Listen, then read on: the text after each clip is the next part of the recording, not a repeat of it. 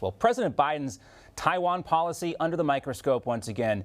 One opinion writer who published a new piece in the New York Times calls it truly, deeply reckless. Among all the Biden foreign policy challenges, the Times says this one is meaningfully increasing the risk of world war. Last month, the Biden administration announced that it was easing the decades-old limitations on an official U.S. official contacting Taiwan. Also in April, the administration sent an unofficial delegation to the island, enraging China, which still views Taiwan as its own. Beijing has been increasingly using its military prowess in the South China Sea to warn the world to stop interfering in Taiwan. And here is Ned Price, the spokesperson from the State Department.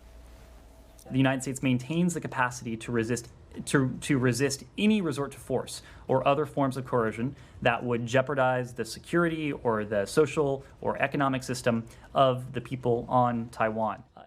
You can just hear the People's Army and the People's Navy shaking in their boots after that. Let's welcome in now Gordon Chang, author of The Great U.S.-China Tech War and the Coming Collapse of China. Also with us, the president for the Center of Security Policy, a former National Security Chief of Staff under the Trump administration, Fred Fleitz. Gordon, Fred, great to see you both.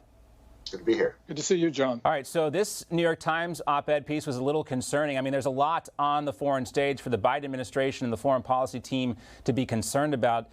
But Gordon, first to you on this one, and Fred, jump in there when Gordon wraps up. Do you see this like this article does, that this is really putting the world at risk of a world war, what the Biden administration is doing in Taiwan?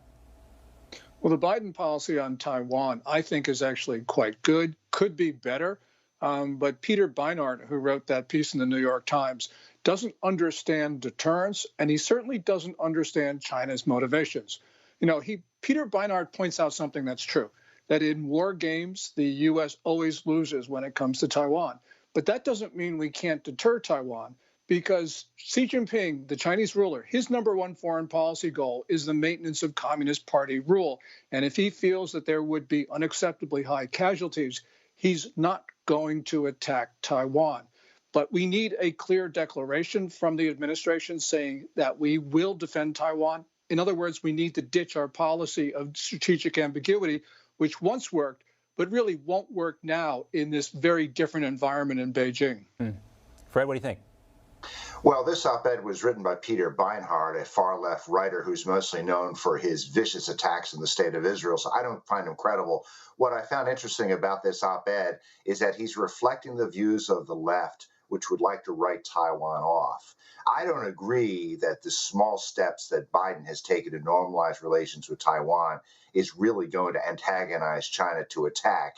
But if you read this op-ed carefully, it's pretty clear that the left doesn't want to defend Taiwan. They don't care if China invades it. Now, some of that radical ideology is going to be affecting this administration, and I think Gordon is right. Joe Biden has to counter that by making a strong statement that we will defend Taiwan and get rid of the ambiguity, which worked for a while in the past.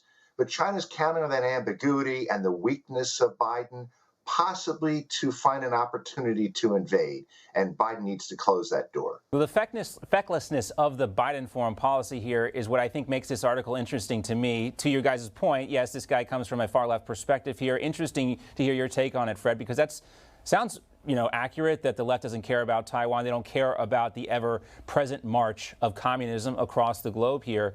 But one thing, Gordon, that I think might be concerning to the Chinese, or at least the way they see this, is that, they don't know what the Biden foreign policy team is going to do. It doesn't have kind of a strong moral center.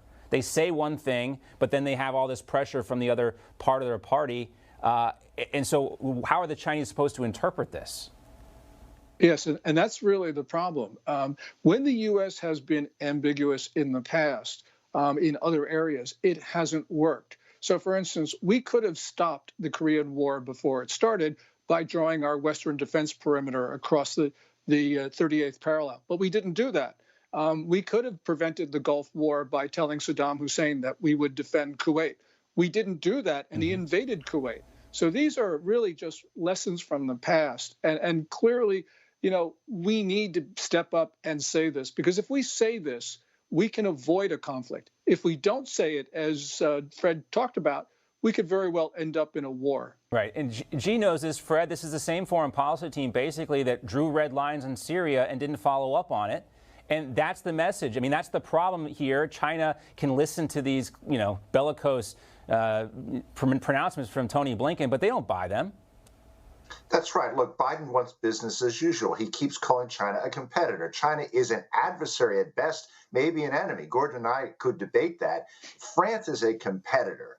In a competition, you follow the rules. You're trying to get ahead with a fellow player. The Chinese want to destroy us. They want to dominate the world.